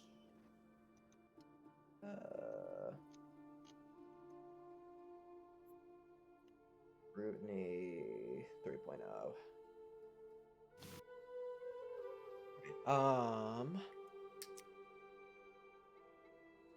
Okay, I think that covers most of the agenda except for my rant about sympathy yantras. In past games I've been in and played in, I've through sort of lack of experience just sort of glossed over sympathy yantras. But since sympathy isn't necessarily a thing that your characters know about from the start. It'll be something that you discover. I think I'm gonna, at least at the very beginning, be more of a stickler about sort of thinking about the semiotics of your, all your yantras, but especially Yeah, I symbolic like that. yantras. Mhm. And the difference between the differences between the various categories of yantras, material versus representative versus symbolic, are less important, but they might be more important for your character's understanding as they figure out space or time sympathy. And I definitely want to investigate sympathy, like pretty early on. I mean, think if that might you're be a if you're good part of the starting with series. 2 dots in space, that's going to be, Yeah. you're going to have that attainment. So Yeah. Yeah. Whether you figure out, sense. or how long it takes you to figure out you have the attainment, Mm. it's another question. As far as the newly awakened mage template goes, I guess I'll just run through it real quick, so you guys, feel ready to start on your character creation. Characters or newly awakened mages get 1 dot in one of their ruling arcana and 2 dots in the other. They gain an extra dot of a resistance attribute, composure, resolve, or stamina.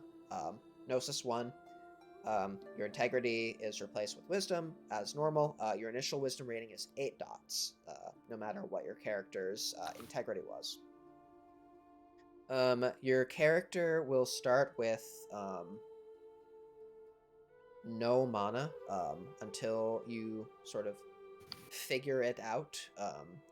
I think. Well, actually, so the expectation is that you have an amount of mana that's gained from sublimation of Pneuma into mana. Every time you use Pneuma in a casting, there's a chance, or the Pneuma being sort of the raw, stuff of the supernal, like the mana. Every time you use Pneuma in a spell, there's a chance that it sublimates into a point of mana, or a chance that it just stays as a point of Pneuma. I think we'll probably figure out some way to figure it, or maybe you just all start with 8 dots of mana or something, 8 points of mana, assuming that all of it sublimated, but you hadn't spent any mana. How open are you to having a spell that maybe we've cast with that Pneuma? Or do you just sort of want that to be in the past? Because having like a Pneuma powered spell, because you can get because it's essentially infinite mana, you can basically cast paradox free and reach as much as you like. Mm-hmm. So you can sort of it's not too difficult to get yourself up to an indefinite or long-term spell. Oh, you mean with Pneuma. just starting with a spell active on your character sheet, assuming that you cast it using Pneuma. Yeah, something you kind of instinctively did with the Pneuma that you had in your pattern, and I still kind of have it for however long. I mean, is that a bit too power gaming for you, or I would rate that sort of on the scale of spending merit dots to start with an imbued item or something like that. So if you want to take dots in, imbued spell or whatever, but have it actually take the form of an indefinite spell that is cast upon your person, that might be a good way to represent that. That's pretty cool. Because with Pneuma, obviously you win all clashes, so it's not something I'm sort of planning on abusing or anything, but it's kind of interesting having a newbie mage who has cast a what are those spirit spells where you're either invisible to spirits, or if they want to use their powers or try and attack you, then they have to enter a clash of wills first. Veiling or shielding practices, respectively. Yeah, and there's a few different things you can do with various arcana that would be quite powerful, really. Yeah, be powerful. So somewhere between imbued item and artifact power levels, depending on, I guess, the spell. I don't know. We can talk about that if that's something any of you are interested in. So, for praxis, your characters all have the capacity to learn a praxis, but you don't start with one. And so that's something which your character will figure out as they explore their powers. What spell really sort of speaks to their style, what they find themselves casting most often, what spell maybe is the most eloquent expression of their supernal self or their nimbus or what have you. You don't start with a dedicated magical tool, though you may follow the rules on page 122 to 123 of Mage the Awakening to dedicate one. This could happen in play, or it could happen over a time skip. But sort of figuring out how your character, continues to deepen their relation with their tools is something that you'll explore. It's gotta be a joke in there. And hey, babe, want to see my sextant? No, it's not like that. It's just a magical tool. Your characters are orderless, so no dot in occult, no dot in order status, no rote skills, or the high speech merit. If you later join an era or order, you will gain those, or if you invest sufficient number of dots into mystery cult influence / initiation. I think it might actually just be mystery cult initiation. You also can sort of have the benefits of that merit translate into such things as rote skills or rotes and high speech merits. What am I missing? I think that's everything. Yeah. Cool. Okay, cool. So, any questions or salient points or enraged rants before I don't know, we move on to character creation? It sounds like we're settling into a decent rapport here. But I did just want to sort of, maybe we should make it explicit in terms of what the tone is that we're going for.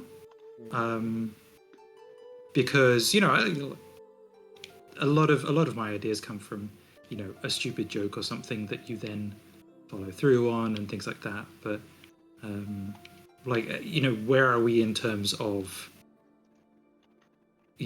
kind of a bit more of a comedic tone to it, or kind of horror, or wonder at the world of magic, or stuff like that? Like, what is the kind of the temperature?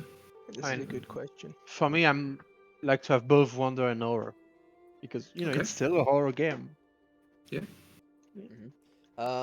So leaning on the dark era, the tone suggestion I guess it gives is adventure and transgression, and both of those have plenty of room in them for both high spiritedness and horror, as you transgress things which maybe you don't like what you see on the other side of it, or maybe the consequences of the transgression are horrifying.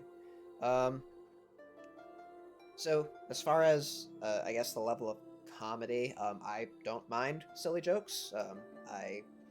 I'm sure that none of your characters that you've made so far sound like the slutty bard McGee who tries to sleep with dragons, which is sort of my bar for too much of a shitposty tone of game. But I don't mind if you're joking around, as long as it's a moment which is apropos for your character. After the orphanage burns out, probably not when the kind of characters you're creating would be joking. But yeah. Okay, cool. And I will definitely try my best to make sure there's an ample amount of wonder. Yeah, I'm big on that's what awe. I'm interested in. Yeah, same here.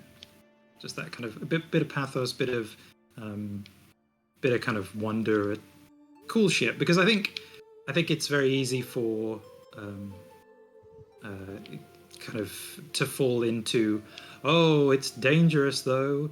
Every single mystery you come across is dangerous to you, and everyone suffers. And it's like, I like Mage to have that danger and to have that horror, like you say, Emerick, but also like just it generally being fruitful to pursue mysteries. I mean, and even to swing out of it.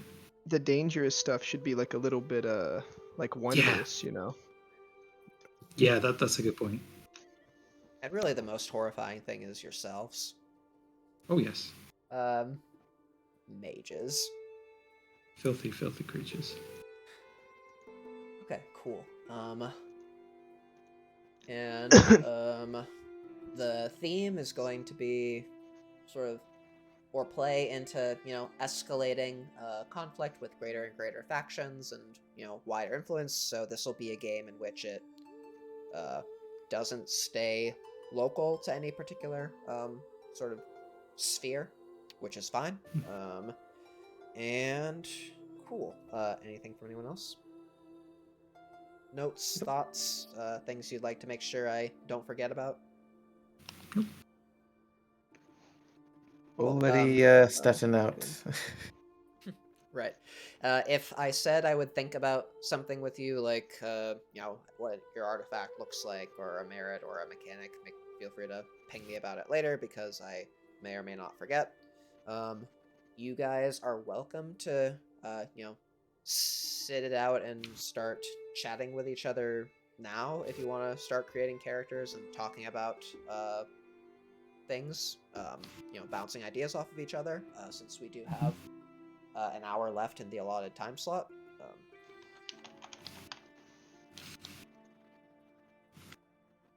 Or you could not. Up to you. I'm just calculating stuff at the moment. Yeah. I refuse to socialize with my peers. Where is that image?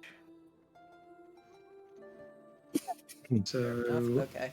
And as far I'm as actually sorry, I'm not like 100%. This is my first time with Foundry itself. I'm not great with stuff, so I might have to just tinker with this in downtime, maybe. Or I mean, if you have questions, I'm happy to answer.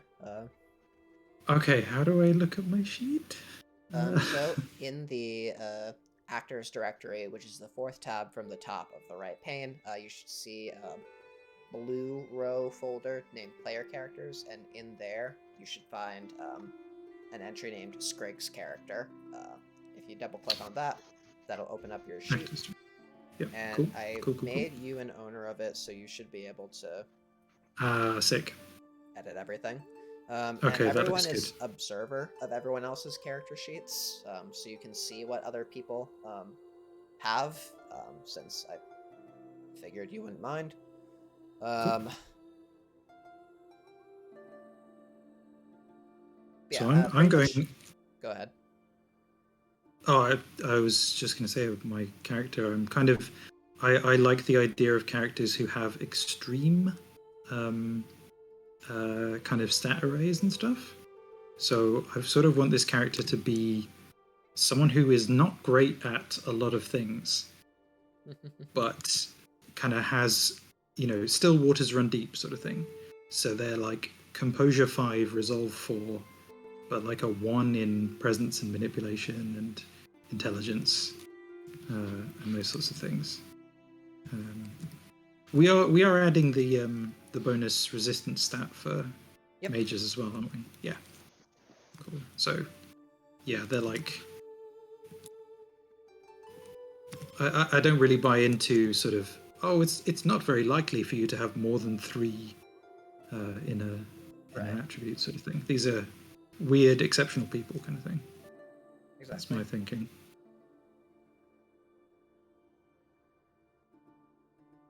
Oh yeah, I forgot about that. There we go.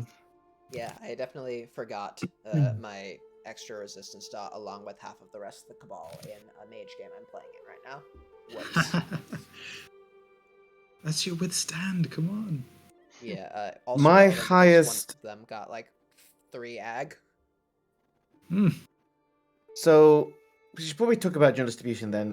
For Kesson, his highest attributes are going to be in mental, then social, then physical. They are the sailing master, so they are more. They spend more time with charts and that kind of stuff. I mean, they're still like I've none of their physical stats at 1, so they're still like moderately healthy and not gonna like keel over at the first gust of like wind, etc. But like, yeah, they're I'm once again making a nerd in Mage. Who knew?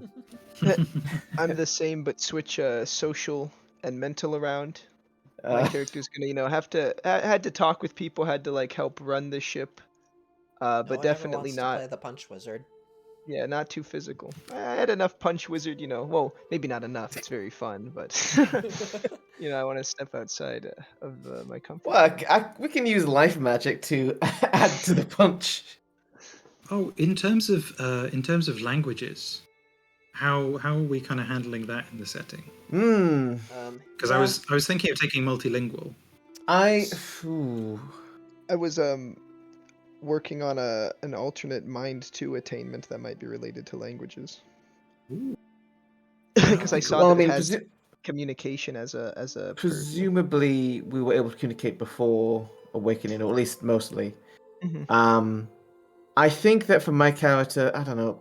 Obviously, he would be able to speak Dutch, but also possibly French because that was the lingua franca of the time. Right, that's interesting. yeah. Okay. I was not, or prior to you asking the question, I was not particularly interested in, figuring out the nitty gritty of, oh, you encountered this person only speaks Spanish, but no one speaks Spanish, so now Mhm. this is a challenge. But if that's kind of thing that interests you, I think what I'm more interested in is languages, not as like you don't have this particular language, therefore there's a barrier. It's more like everyone can basically communicate, but it being like an asset in yeah, terms of, Mhm. oh, you meet the Spanish person and you talk to them in Spanish, well, that's going to be a better impression. right, That's exactly. going to give you a bit more nuance in understanding what they're getting across. Yeah, So it's not in like everyone is gated, and if you don't have the languages, you're fucked, kind of yeah, thing. exactly. It's a bit In More more of a just this is an boon, asset that my character has. Yeah, more of in a sort of boon than that like I era, a. it's a wish. very multilingual sort of era.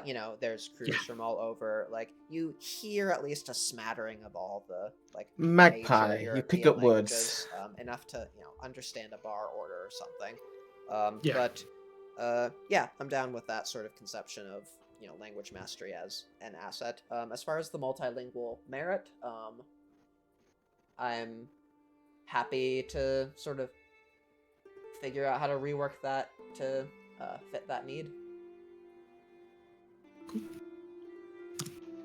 I love the idea that you go to like we went to parlay and then does anyone speak their language? Oh, there's the person with 1 dot in presence. Great. Does anyone speak French? Oh no, they speak Creole. So no. So on the note of dealing with people, does anyone have objections to having our first proper session on Sunday, December 19th? That is 3 weeks from now, not 2 weeks from now, but I'm hoping to stagger this game with my other game, which is every other week. That's fine with me. It'll also give me a little more time to prepare. Yeah. That should be fine. Okay. I will post it in the Discord so that it's in writing for you to refer to later. Yeah, pin it with that hammer time. Yeah. Would be useful.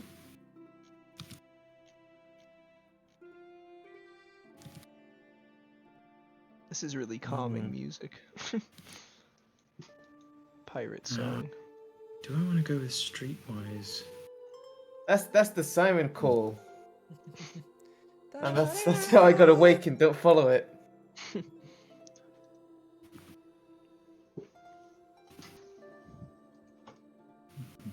Like, come here, little boy. I wish to show you the wonders of magic. Like, no.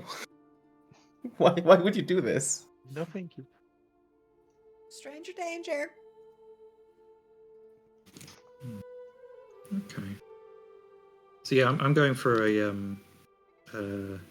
like I said, I'm going for a carpenter, and I really like the taste merit, and applying it to things that could be interesting. So having someone with taste carpentry, kind of going up What? to a pirate captain and being like, "Oh, I really like the way that the thing is, you know, the what's it called, the thing at the front, the bust at the front of the ship, Masthead. masthead. Yes, that's it. Yeah, I really like the way that that's carved. It's really good work. Getting like a social bonus because of that. Or no, the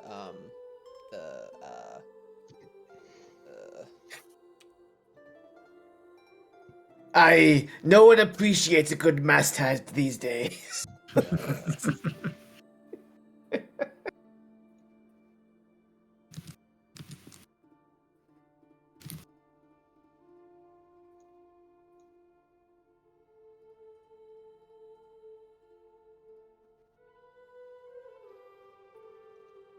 figurehead.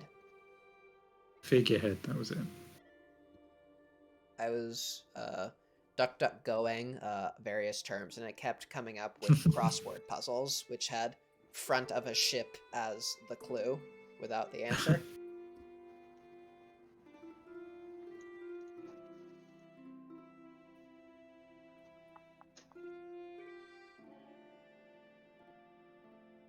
Fence 2. Jesus Christ.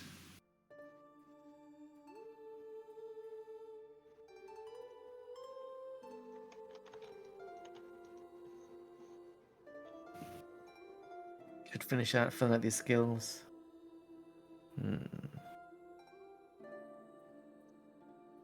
I always tend to default to social primary for skills, just because I find like There's a lot that you need.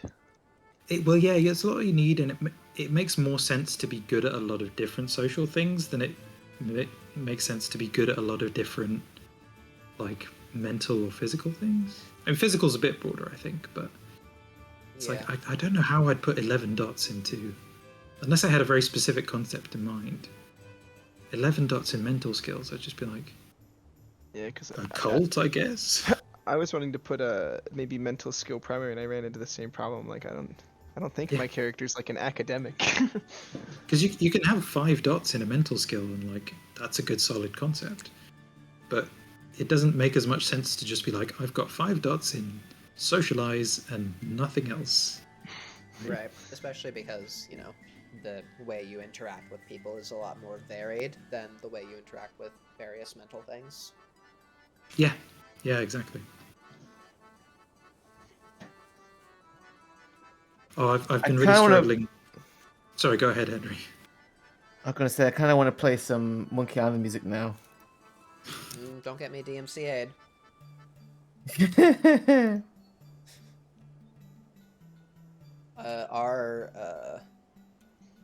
What have we got? Our 2 viewers, who may or may not be real people, will be very upset. What channel are we streaming this on, by the way? This is being streamed to my Twitch channel. I will post the VOD on YouTube after. Uh-huh. Do I want to go wits or presence as a 4?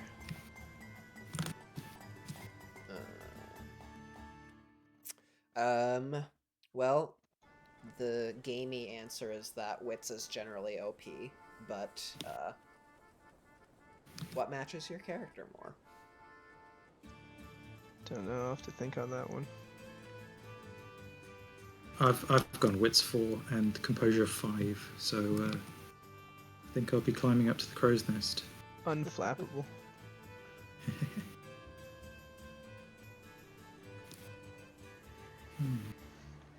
Yeah, one thing I've been struggling with is virtue. Because I've got vice as conformity.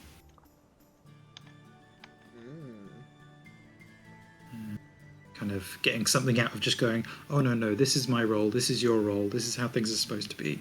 Kind of getting something out of just going, oh no, this is my role, this is your role, about this is how virtue. things are supposed to be. Who are they when they're being their Getting best something self? out of just going, oh no, this is my role. I was thinking of potentially having virtue kind, but I don't know about vice yet. advice, kind. See, I really like Want to that. be a nice pirate. Yeah, you fall back on your kindness. It's a Yeah. bit of a bad habit. You're too kind to people. Like that's cool. I was wondering which one. Yeah, I was because Sorry, dear. I've done on both. You know. Maybe you sometimes like help enable people's bad habits out of kindness. You know, that sort of thing. Mhm. Yeah. Just as long as they're different.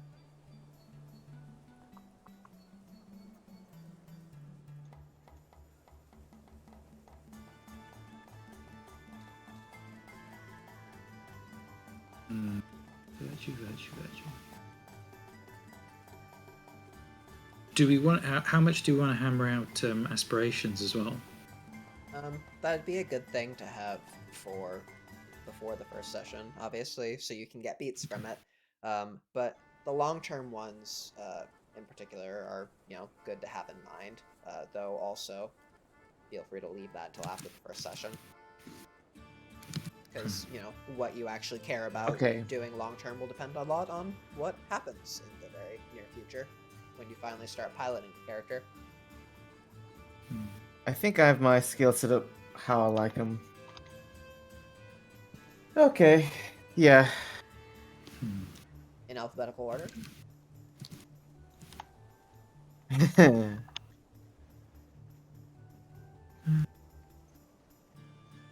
I think I'm going to go for like aspiration as a short-term one. It's just like meet other mages.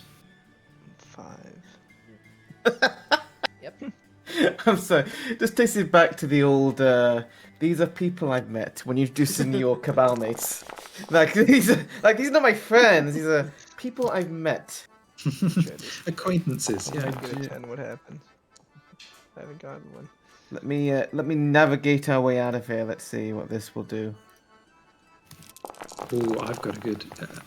Like how are we on Yeah. See, I want to see what on like The out of animation is character? The last time I've used Foundry. you could set it up. Yeah, I've set one I custom animations. I'll see if I can trigger mine real quick. I still don't remember how to do that. No 10 so far. Come on. In the options, you just go into the different actions for special effects. I have mine set up so that. nice. There we go. Mm.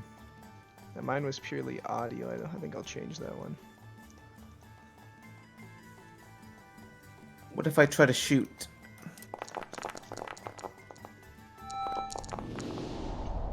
Yeah.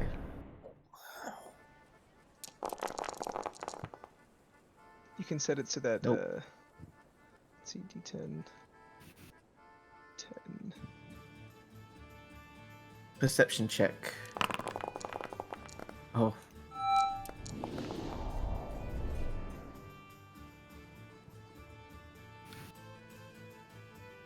I can't see.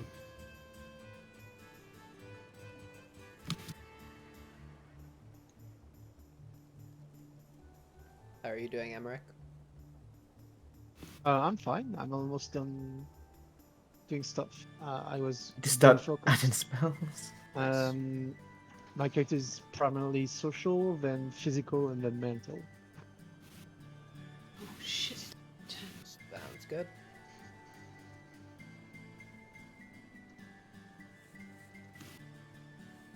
Um,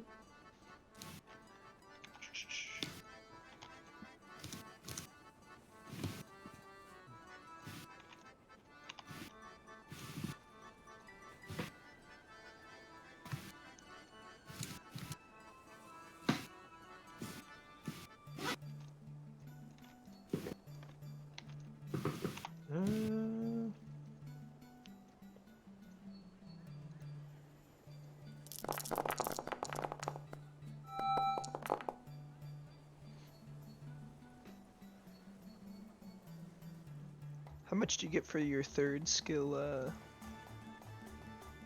Like tier again? It's 11, 4. 7, 4. Okay.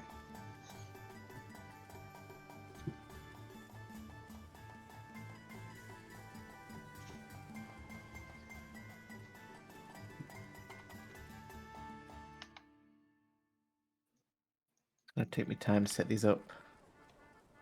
Heightened senses.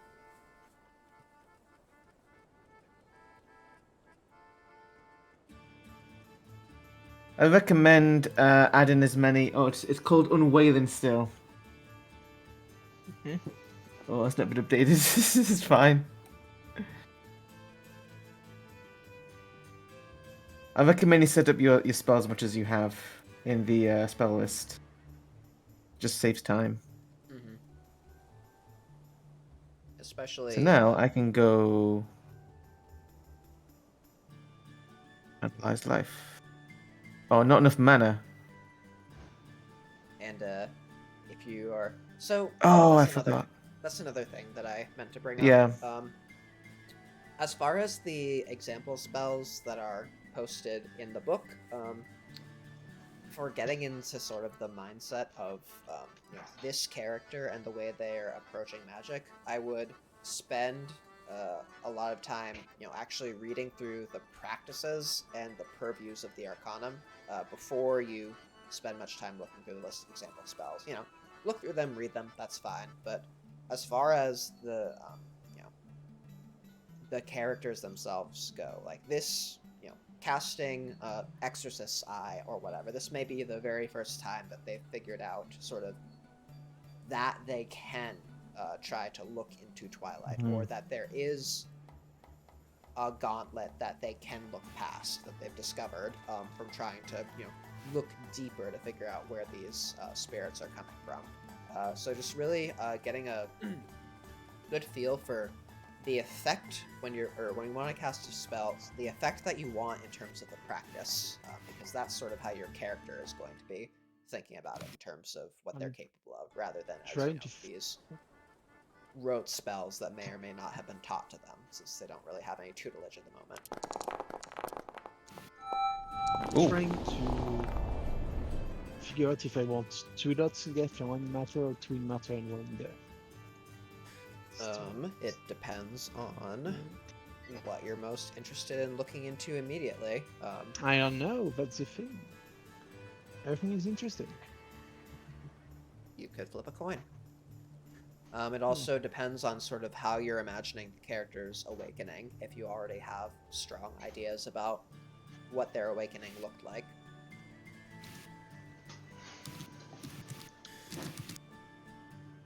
Oh god, why me? What is this? Oh, we're gonna have to think of nimbuses as well, aren't we? It's true. Yep. That's another thing that I am actively seeking, possible tweaks or possible just a pep talk on actually making nimbuses and nimbus tilts There was more relevant than they historically have been.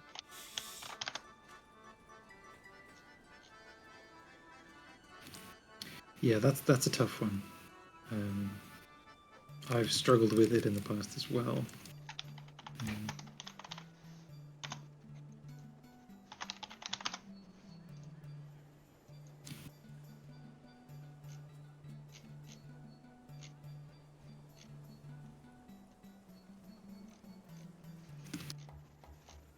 Scout, don't forget your free dot of a resistance attribute. Oh yeah, that's in I think currently that's in Resolve. Yeah, that's how I have 5 social, 5 mental.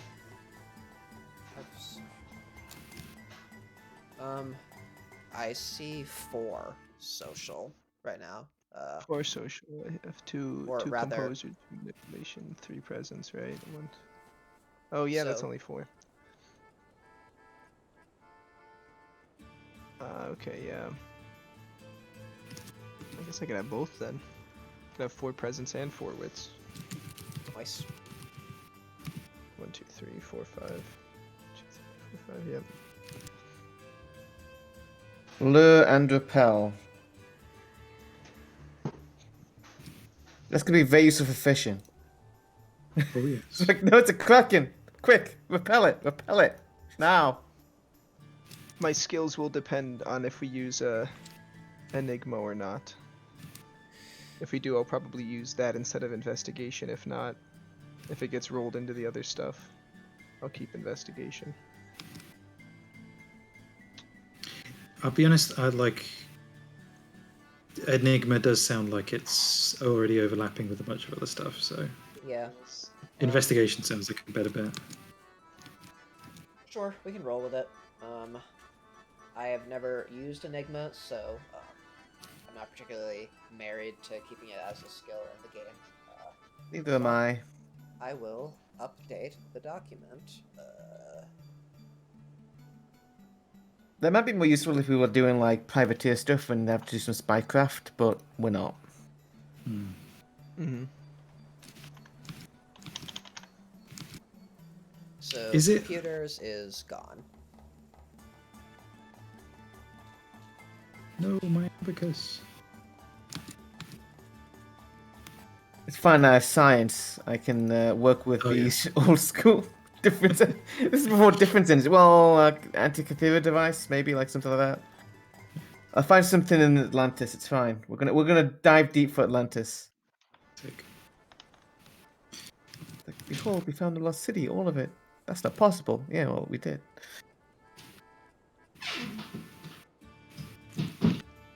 I've nearly finished adding my life spells. Well, the Zemple ones. Righto.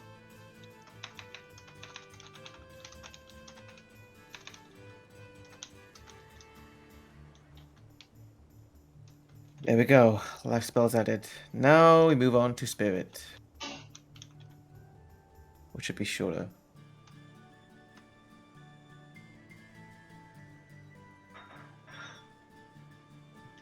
Two, three, four.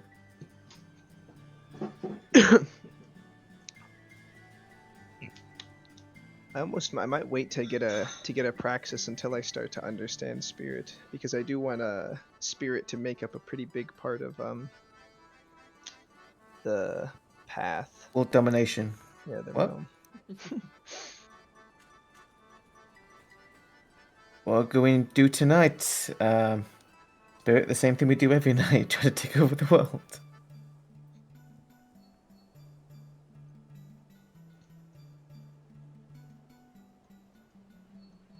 Exorcist's Eye. Duration. This is a unveiling spell. I've got that, stamina politics roll if I ever need to filibuster.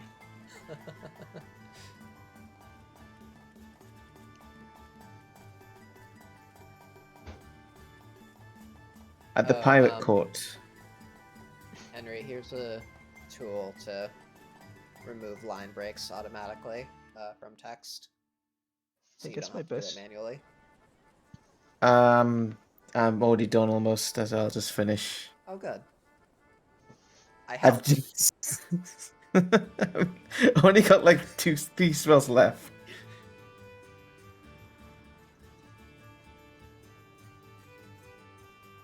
I think my character might be the cook of the ship.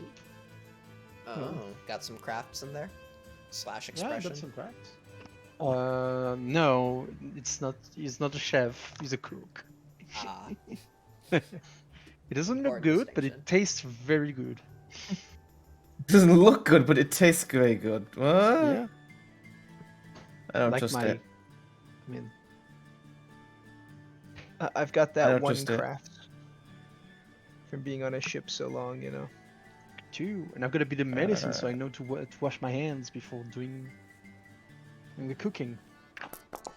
oh, that hasn't That been w- discovered yet. It is now. with life mage around, it's like That'd be pretty mm. gross, yeah, if life mages can see bacteria. And Oh for, my god, everything's got my. What are you talking about? I can see them! They're not. They're not in my head! They're real! Yeah. Yeah, hand washing wasn't invented until 1847. Sorry. Depends. Like ancient Greeks knew to wash their filthy hands. Yeah, but Of culture wash their hands. But yeah, oh no, I don't know to medicine. this is a knowing skill. Okay. There we go.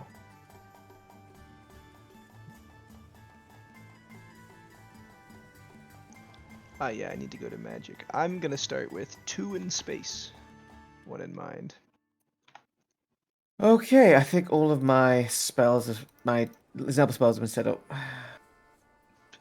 What's the starter mana out of 10? 0. Yeah, 0 out of 10 though, right? 0. 10's the max though, right? Yep. Yeah. This shit. Sheet, yeah. You have 2. Okay. Is that for everyone? For Scout. Okay. For Henry, Yeah. you have Yeah, I was just checking what the max was so I could input it 3. because the sheet doesn't do it. Aw. Scrig, you have Ooh, cool dice. 5. And Emerick, you have 9. Bullshit. Yay! Look at this game. going up. Look, I'll have you know, my father is the Dutch East India Company. I can get a lot of mana. Oh no, a power stronger than Money, magic. the ultimate power. I suddenly go full seer. This is what's happening.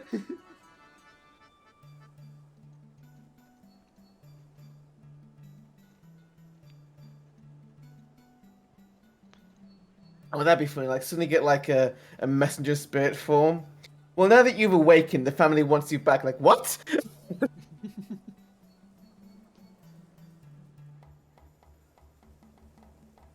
First, you must betray all those who took you in.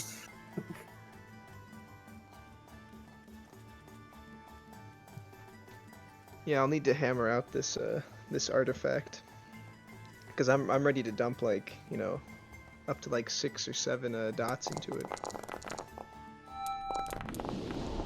Might go with an artifact too. Hell I'm yeah! thinking, Having an artifact that's got more Gnosis than all of us combined would be great. Yeah, I mean it's if I'm gonna get an artifact, I want to go big with it. Make it a mystery in of itself. Might lead to some interesting stuff. Might attract some conflict eventually too. Other people are Yeah, probably bound that's to a good notice way. it. If you have a really powerful artifact, it has to be sentient, and Katosis to put a very special voice on for it. Oh, a sentient Mastigos artifact was real headache to handle. Just rude.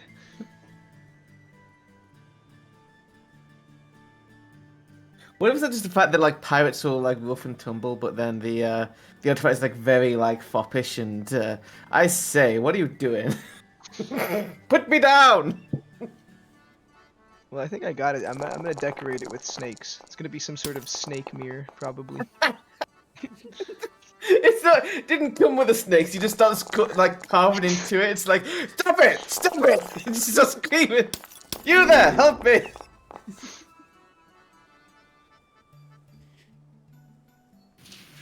Drawing the cool S on your artifact.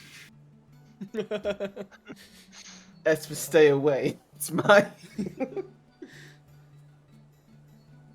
Very good.